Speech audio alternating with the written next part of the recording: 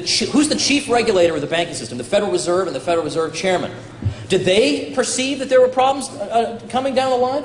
Greenspan told everybody you should take out adjustable rate mortgages and that the fundamentals are sound. Bernanke said there's no housing bubble. Appraisement practices are sound. Lending practices are great. Everybody should get in with both hands. That's what these people said.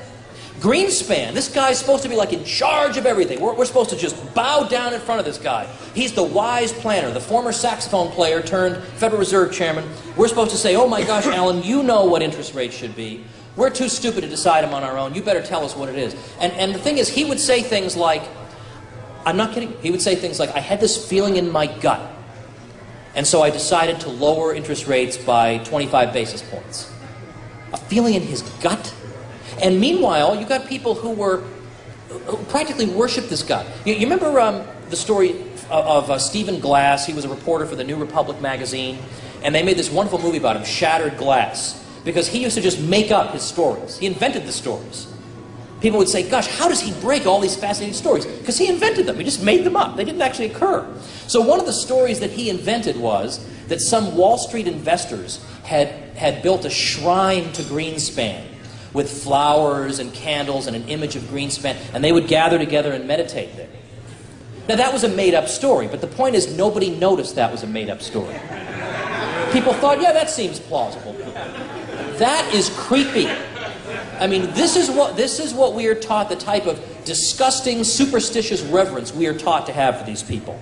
And then it turns out they're dead wrong. Greenspan even was interviewed, was it Diane Sawyer? I can't remember. He was interviewed not long ago, and she played a portion of his congressional testimony. Total gibberish that makes no sense whatsoever. And she asked him to explain what this meant. And he admitted that he was just making stuff up. He was trying to throw Congress off the track, and basically he figured Congress doesn't know anything about monetary policy, so you just go blah, blah, blah, and they'll just go, yes, sir, when's lunch? And so it turns out that even Greenspan himself, he called it, well, what I was using there was syntax destruction.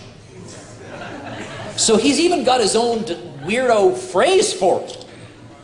So think about this now. So this is a guy who's in charge of the money supply, and he admits that he just blabs and blabs about nothing to throw Congress off the track. Meanwhile, he's totally clueless about what's going on.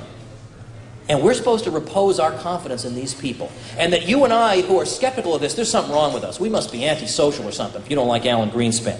Something wrong here. That was behind the scenes. In public, Greenspan was inscrutable whenever Congress asked about interest rates. He resorted to an indecipherable Delphic dialect known as Fed speak. I would engage in some form of syntax destruction, which sounded as though I were answering the question, but in fact had not. We showed him a tape of him at a hearing. Modest preemptive actions can obviate the need of more drastic actions at a later date, and that could destabilize the economy. Very profound. Very profound. Impenetrably profound. And so you worked on these, right? Oh, of course. You worked on making it even more. But what would often happen is you'd get two newspapers with opposing headlines coming out of the same hearing. I succeeded.